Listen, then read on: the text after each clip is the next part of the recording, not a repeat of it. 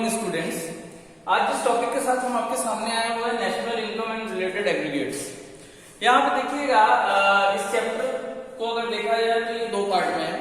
The first part is the national income and the second part is the related aggregates. तो अगर देखा जाए तो देखने में तो ये एक चैप्टर लग रहा है, लेकिन बेसिकली ये है दो चैप्टर्स का सबमिशन। तो सबसे पहले तो मैं आपको नेशनल इनकम के बारे में थोड़ा बताता हूँ, फिर उसके बाद हम रिलेटेड एग्रीगेट्स की बात करेंगे, क्योंकि जब तक हम रिलेटेड एग्रीगेट्स के कॉन्सेप्ट को नहीं समझेंगे हम नेशनल इनकम के कॉन्सेप्ट को पूरी तरीके से नहीं समझ पाएंगे। तो सबसे पहले हम नेशनल इनकम की बात करें। नेशनल इनकम जिसको हिंदी में हम कहते हैं राष्ट्रीय आय। आप देखेंगे किसी भी देश कि अगर हम अर्थव्यवस्था को नापते हैं, जैसे मापते हैं या कह सकते हैं, जैसे डेवलपिंग और डेवलप इकोनॉमीज की जब हम बात करते हैं तो यहाँ पे एक कॉन्सेप्ट आता है जीडीपी का। GDP gross domestic product, gross domestic product, जिसको हम हिंदी में कहते हैं सकल घरेलू उत्पाद, gross domestic product. What is GDP? GDP is calculated on market price. GDP it is a money value of final goods and services produced in an economy during an accounting year. एक accounting year, एक वित्तीय वर्ष में हमारे economy में जो भी goods and services produce होती हैं उनकी जो मनी वैल्यू होती है दैट इज कॉल्ड जीडीपी। अब ये जीडीपी होता है इसमें ग्रॉस डोमेस्टिक की बात हो रही है। डोमेस्टिक मतलब होता है अपने देश की सीमा रेखा के अंदर घरेलू, सकल घरेलू उत्पाद। लेकिन आप जानते हैं कि हमारे देश में rest of the world, ROW rest of the world, या कह सकते हैं कि बाहरी देशों के साथ आप जैसे ग्लोबलाइजेशन के कॉन्सेप्ट को आप पढ़ रहे हैं, जिसमें बाहर से मल्टीनेशनल कंपनीज आ रही है, एक्सपोर्ट इंपोर्ट का काम हो रहा है। तो यहाँ पे हम जब डोमेस्टिक के कॉन्सेप्ट के साथ रेस्ट ऑफ द वर्ल्ड के कॉन्सेप्ट को भी जोड़ लेते हैं, या हम ऐसे कर सकते हैं कि हम एक्सपोर्ट इंपोर्ट को भी जब इंक्लूड करते हैं then it is considered as a concept related to national income. Okay, ये नेशनल कॉन्सेप्ट हो जाता है। तो सबसे पहले अगर हम इस चीजों को हम और आगे चलते हैं, जब हम अपने थर्ड चैप्टर में आएंगे तो फर्दर हम इन चीजों को बताएंगे कैसे ये क्या है। सबसे पहले हम नेशनल इनकम की बात करें तो in short national income is known as NNPFC। It is called net national product at factor cost, at factor. देखिए कभी कभी क्या होता है, एक चीज जान लीजिएगा, ये बोर्ड का सबसे एक्सपेंसिव चैप्टर है ये आपके लिए, ध्यान रखिएगा स्टूडेंट्स। बोर्ड में इस चैप्टर से 6 नंबर का एक न्यूमेरिकल आता है और 4 नंबर की एक थ्योरी आती है, तो देखा जाए तो 10 नंबर बोर्ड में आपको ये चैप्टर दिलाएगा। और अगर ये इतना महंगा है तो जाहिर सी बात है इसके हर टर्म्स को समझना भी उतना ही जरूरी होगा। कभी कभी क्या होता है बच्चे समझ नहीं पाते हैं नेशनल इनकम है क्या। जैसे आप एग्जाम में आया सॉल्व करने के लिए कैलकुलेट नेशनल इनकम, तो कोई बच्चा NDP निकालने लगा, कोई बच्चा GNP निकालने लगा। नहीं, national income is always called as NNPFC, net national product at factor cost. ठीक है, अब ये नेशनल इनकम होता क्या है? नेशनल इनकम क्या होता है? It is a sum total of factor income earned by normal resident of a country during an accounting year। sum total of factor income, देखिए यहाँ पे एक टर्म यूज हुआ factor income earned by the normal resident of a country। अब ये factor income और normal resident क्या है इसके बारे में मैं डिटेल में आपको नेक्स्ट चैप्टर में बताऊंगा, लेकिन फिलहाल के लिए बस आप इतना जान लीजिए, वो इनकम जो हमको तब मिलती है जब हम अपनी सर्विसेज किसी को रेंडर्ड करते हैं, किसी को सौंपते हैं, तो बदले में जो इनकम हमको मिलती है वो कहलाती है factor income. Clear? Factor income. Income दो तरह की होती है, एक होती है आपकी फैक्टर इनकम और दूसरी होती है आपकी ट्रांसफर इनकम। फैक्टर इनकम जैसा कि मैंने बताया, income on for rendering the factor services, while transfer income are called one-sided income or unilateral incomes, or you call as income for free। बिना किसी सर्विस के अगर आपको इनकम अर्न की है, तो that income is called transfer income. Suppose जैसे अगर हम बात करें कि किसी के पिताजी विदेश में हैं, वो वहां नौकरी कर रहे हैं और महीने के महीने आपको वहां से 50,000 रुपए भेज रहे हैं, तो आपकी इनकम तो हो रही है, but you are not earning that income, your father is earning that income and he send it from Dubai to India. That is called remittance from abroad. Remittance from abroad.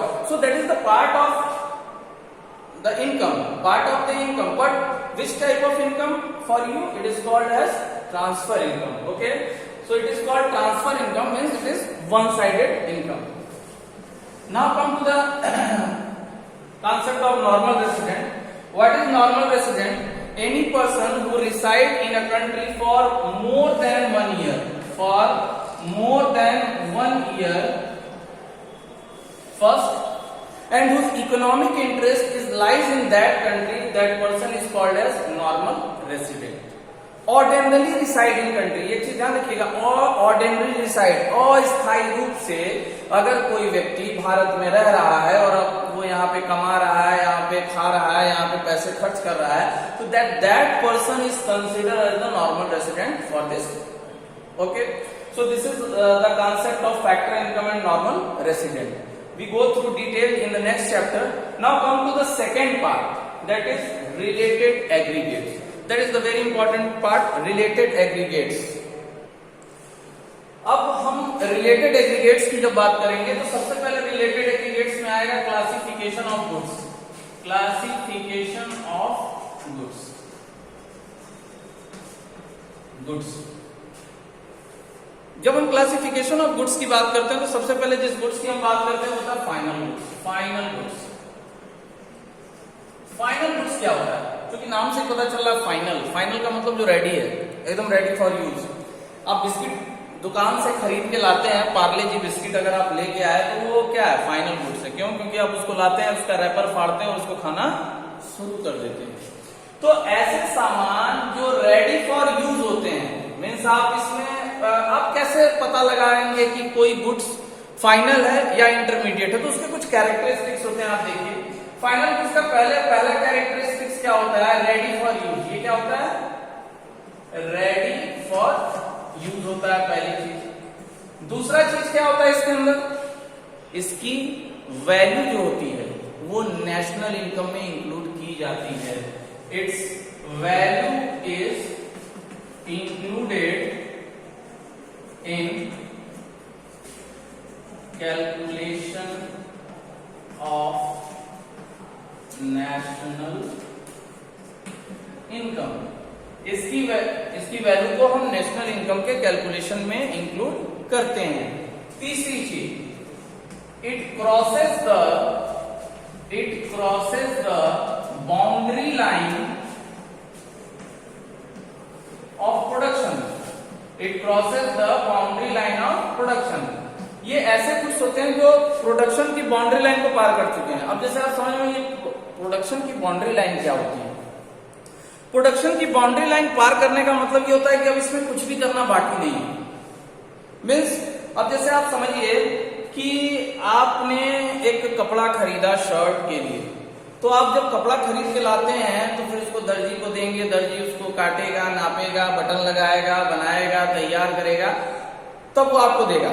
तो जब दर्जी आपको सब कुछ बना के दिया तो आप ये कह सकते हैं कि वो शर्ट ने बाउंड्री लाइन ऑफ प्रोडक्शन पार कर लिया, क्योंकि उसमें कोई वैल्यू एडिशन होना बाकी नहीं है, उसमें कुछ भी जोड़ घटाना नहीं। अगर पार्ले जी बिस्किट का पैकेट आप घर लेके आ गए तो अब ये नहीं पार्ले जी बिस्किट वाला कहता है कि आपको उसको क्या कहते हैं फिर से जाके तैयार करना, नहीं। लेकिन जब आप मैगी लेके आते हो तो मैगी को आप डायरेक्ट नहीं खा सकते। मैगी को आपको गर्म पानी में डालना है, फिर उसको बनाना रहेगा, तो आप ये कह सकते हैं कि उसने बाउंड्री लाइन ऑफ प्रोडक्शन को पार नहीं किया है एक तरीके से। ये जो 2-3 फीचर्स हैं ये बताते हैं कि फाइनल गुड्स उनको कहते हैं जिसमें ये सारे फीचर्स आपको दिखाई देते हैं। अब ये जो फाइनल गुड्स होता है इसको 2 कैटेगरी में हम बांटते हैं भाई। एक होता है फाइनल प्रोड्यूसर गुड्स और दूसरा होता है final consumer goods. Final consumer goods. अब फाइनल प्रोड्यूसर गुड्स क्या होता है भाई? प्रोड्यूसर कौन होता है? प्रोड्यूसर वो बंदा होता है जो रॉ मटेरियल को फिनिश गुड्स में कन्वर्ट करता है। तो अब ये फाइनल प्रोड्यूसर गुड्स का मतलब क्या होता है? फाइनल प्रोड्यूसर गुड्स को हम कह सकते हैं कि प्रोड्यूस्ड मीन्स ऑफ प्रोडक्शन जहां पे होता है। जैसे अब कुछ सामान ऐसे होते हैं जो दूसरे के लिए क्या होते हैं? इंटरमीडिएट होते हैं। जैसे आप ऐसे समझिए, आटा चक्की।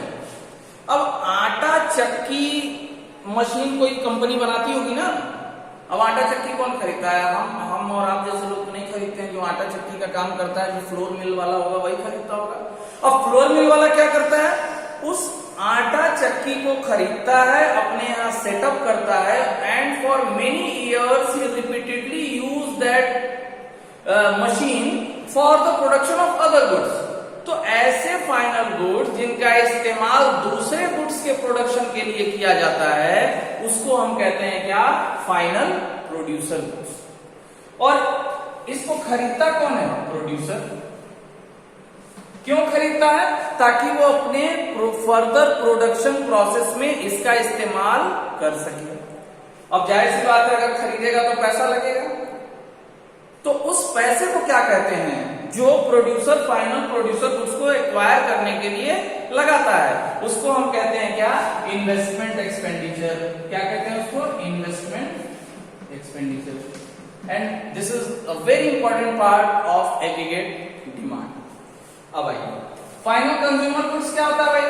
फाइनल कंज्यूमर गुड्स वो गुड्स होता है जो कंज्यूमर अपने सेटिस्फेक्शन को पूरा करने के लिए इस्तेमाल करता है। जो भी हम जैसे बिस्किट, नमकीन, चिप्स ये सब जो खा रहे हैं, ये है तो एक तरीके के फाइनल गुड्स, लेकिन इसको हम किस कैटेगरी में रखेंगे? ये किस तरह के फाइनल गुड्स हैं? तो ये फाइनल कंज्यूमर गुड्स की कैटेगरी में आते हैं, जिनका इस्तेमाल कंज्यूमर अपने वांट्स को सेटिस्फाई करने के लिए करता है। क्लियर हो गया? समझ में बात आई? तो this is there are the two types of final goods, final producer goods and final consumer goods. और यहां पे कंज्यूमर जो पैसा खर्च करता है फाइनल गुड्स के लिए, उसको हम कहते हैं consumption expenditure. They are called consumption expenditure. क्या कहलाता है वो? Consumption expenditure. So student, that is all about the concept of the final goods. अब हम आते हैं इंटरमीडिएट गुड्स पे। इंटरमीडिएट, ये जो इंटरमीडिएट गुड्स का कॉन्सेप्ट है, ये टोटली अपोजिट है किसके? फाइनल गुड्स के। जैसा कि मैंने आपको बताया था, final goods are ready for use, वो रेडी फॉर यूज होते हैं। वहीं दूसरी तरफ जो इंटरमीडिएट गुड्स होते हैं, इंटरमीडिएट गुड्स की खासियत होती है, they are not cross the boundary line of the production. Means पहली चीज इसमें होती है, they are not cross the boundary line of the production. तो यहाँ पे इंटरमीडिएट गुड्स में जो पहली चीज होती है, फर्स्ट चीज ये होती है, they are cross the boundary, they are not cross the boundary line of the production, means they are not cross the boundary line of production, they are not cross the boundary line of production, means अभी भी इसमें value addition होना बाकी है। Means जैसे मान लीजिए कि अभी इसमें कुछ ना कुछ काम बाकी है, ऐसे समझा जाए। मीन्स आप एक चीज ऐसे कह सकते हैं, intermediate goods are also treated as the raw material. Raw material जिसको हम कह सकते हैं कच्चा माल। कच्चा माल वो होता है जिसमें अभी कुछ ना कुछ काम बाकी है। तो इंटरमीडिएट गुड्स ऐसे गुड्स होते हैं जो एक्ट एज क्या होते हैं? रॉ मटेरियल होते हैं, या जो रीसेल पर्पस के लिए होते हैं, जिसका मेन ऑब्जेक्टिव सेल्फ कंजम्पशन ना होकर रीसेल पर्पस होता है। वो सारी चीजें किसमें जाती हैं? इंटरमीडिएट गुड्स की कैटेगरी में आती हैं। और जो सबसे इंपॉर्टेंट चीज है, it never included in calculation of national income. National income के कैलकुलेशन में कभी भी इंटरमीडिएट गुड्स को इंक्लूड नहीं किया जाता है। और ऐसा इसलिए होता है क्योंकि मैंने आपको पहले ही बताया था कि we have to only include the value of final goods, and final goods in the value of final goods, intermediate goods, the value of intermediate good is already included. तो अगर हम एक साथ इंटरमीडिएट गुड्स और final goods दोनों को include करेंगे तो it create the problem of double counting. हम एक ही वैल्यू को दो बार इंक्लूड कर लेंगे। So to avoid the problem of double counting, we are not including the value of intermediate good while estimating and calculating national income. Okay, now the fourth one is intermediate goods की एक और खासियत होती है कि intermediate goods जो होते हैं वो वैल्यू एडिशन के फेज में होते हैं, वैल्यू एडिशन के फेज में होते हैं, और इनके ऊपर जो पैसा खर्च होता है उसको हम कहते हैं क्या? Intermediate cost. Intermediate cost. Clear? समझ में आता है? अब एक क्वेश्चन यहां पे आता है कि कौन सा सामान इंटरमीडिएट होगा और कौन सा सामान फाइनल होगा। ये सबसे बड़ा क्वेश्चन है। एक उदाहरण लेके मैं समझाता हूं आपको। एक दूध की बात करें, मिल्क। अब ये जो मिल्क है ये एक ही समय पे इंटरमीडिएट भी हो सकता है और एक ही समय पे फाइनल भी हो सकता है। डिपेंड करता है कि इसका यूजर कौन है, and user determines that a milk is a final goods और इंटरमीडिएट गुड्स। अब कैसे, ये ध्यान दीजिएगा। अगर मिल्क का इस्तेमाल सेल्फ कंजम्पशन पर्पस के लिए हो रहा है, आप घर में दूध खरीदते हैं पीने के लिए, खुद के पीने के लिए, आपका उसका पर्पस रीसेल या रॉ मटेरियल के रूप में नहीं कर रहे हैं, तो ये मिल्क हो गया आपका क्या? Final goods. लेकिन यही मिल्क अगर एक चाय बनाने वाली दुकान पे व्यक्ति खरीद रहा है तो वो उसको रीसेल करेगा या उसको वो इस्तेमाल करेगा as a raw material for preparation of milk, then that for preparation of tea, sorry, तो यही मिल्क क्या कहलाएगा? ये मिल्क हो जाएगा क्या? Intermediate good. तो आप यहाँ पे क्या समझे? आपने यहाँ पे ये देखा, a same good may be final and और may be intermediate, it depend upon the end user. End user कौन है ये डिसाइड करता है कि कोई सामान इंटरमीडिएट है या final. Clear? So this is the distinction between intermediate and final goods. And lastly we come to the last topic of this lecture, that is capital goods. Capital goods, capital. अब यहां पे देखिएगा एक word use हुआ है, capital. Capital का क्या मतलब होता है? कैपिटल का मतलब होता है पूंजी। अब गुड्स मतलब सामान जो हम यूज कर रहे हैं। तो कैपिटल गुड्स क्या होता है? कैपिटल गुड्स वो गुड्स होता है जो हमारी पूंजी को बढ़ाए। और पूंजी को कब बढ़ाएंगे? जब हम कोई ऐसा सामान यूज करेंगे जो फर्दर प्रोडक्शन में बार बार रिपीटेडली इस्तेमाल हो रहा है फॉर द सेवरल ईयर्स। तो अगर हम इकोनॉमिक्स की बात करें, in terms of economics, capital goods are considered as machine are considered as the capital goods. Why? Because machine are repeatedly used in the process of production for several years again and again. अब ये जो capital goods होता है इसके कुछ characteristics होते हैं जहां पे ये पाए जाते हैं, उसको हम कैपिटल गुड्स की कैटेगरी में रखते हैं। पहला चीज, कैपिटल गुड्स जो होते हैं वो रिपीटेडली यूज होते हैं, रिपीटेडली यूज होते हैं in production process for several years. बार बार ये इस्तेमाल होते हैं प्रोडक्शन प्रोसेस में, कई साल तक इस्तेमाल किए जाते हैं। ठीक है, रिपीटेडली अगेन एंड अगेन। दूसरी चीज, it depreciate over a time. कुछ समय के बाद इनकी वैल्यू कम होने लगती है, डेप्रिशिएट होते हैं। Why? Due to regular wear and tear. If we are using the machine regularly, there is the chances of wear and tear, damage, obsolescence, amortization, and there are so many other things which leads to the depreciation or loss in the value of that capital goods. Okay, and third is they have high values. They have high value. इनकी value ज्यादा होती है, ये महंगे होते हैं। जैसे कि अगर हम बात करें कि सपोज एक हॉलपैक मशीन होती है, हॉलपैक मशीन जहाँ पे कोल माइंस में उसमें कोयला लाद के एक जगह से दूसरी जगह भेजा जाता है, क्योंकि उसके कंटेनर बहुत बड़े बड़े होते हैं, डंपिंग, तो वो डंपिंग के लिए इस्तेमाल होता है। अब अगर मान लीजिए कि एक हॉलपैक मशीन है जिसकी कीमत 6 करोड़ रुपए है, तो ये 6 करोड़ रुपए की मशीन है, बार बार इस्तेमाल हो रही है, और जैसे जैसे इस्तेमाल होगी इसकी वैल्यू कम होगी, तो ये किस कैटेगरी में आएगा? ये कैपिटल गुड्स की कैटेगरी में आएगा। लेकिन अगर एक हॉलपैक मशीन में एक 10 रुपए का नट बोल्ट लग रहा है, उसको हम कैपिटल गुड्स में कंसीडर नहीं करेंगे, क्योंकि ये पार्ट है उस मशीन का, but it's value is relatively low. तो लो वैल्यू होने के कारण इसको हम यहाँ पे इंक्लूड नहीं करेंगे। कभी कभी ये क्वेश्चन बोर्ड एग्जाम में एक बार आया था कि एक मशीन है जिसमें 10 रुपए का नट बोल्ट लगता है, तो क्या इसको कैपिटल गुड्स कंसिडर किया जाएगा? कई बच्चों ने हाँ भी लिखा, कई बच्चों ने ना भी लिखा, लेकिन इसका सही आंसर था नहीं इंक्लूड किया जाएगा, बिकॉज हम कैपिटल गुड्स में उसी चीज की वैल्यूज को उन्हीं चीजों को इंक्लूड करते हैं those with the high value, and nut and bolts are very less expensive, that's why they are not considered as the part of this capital. So student, this is all about the concepts of the goods, final goods, intermediate goods and capital goods. You go through these topics again and again, prefer your books, okay, and if there is any query, you are feel free to ask. Okay, be healthy, be safe. Thank you.